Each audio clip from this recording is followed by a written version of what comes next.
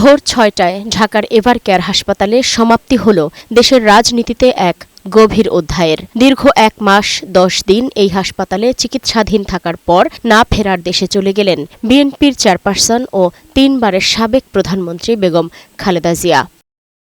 তার প্রয়াণে বিএনপির স্থায়ী কমিটি সকালে জরুরি বৈঠকে ৭ দিনব্যাপী শোক কর্মসূচি ঘোষণা করেছে। কর্মসূচির অংশ হিসেবে দেশের সব বিএনপি কার্যালয়ে কালো পতাকা উত্তোলন করা হবে।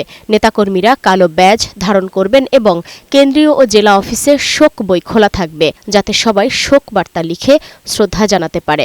৭ দিনব্যাপী বাংলাদেশ জাতীয়তাবাদী দল শোক পালন করবে। কেন্দ্রীয় কার্যালয় সহ দেশের সকল কার্যালয় সকল দলীয় কার্যালয়ে ৭ দিনব্যাপী কালো পতাকা উত্তোলন করা হবে। দলের পক্ষ থেকে দোয়া মাহফিল, কোরআন তেলাওয়াত ও স্মরণ সভাও আয়োজন করা হবে। বিএনপি নেতাকর্মীরা জানিয়েছেন, খালেদা জিয়ার রাজনৈতিক জীবন দেশের ইতিহাসে একটি গুরুত্বপূর্ণ অধ্যায় হিসেবে থাকবে।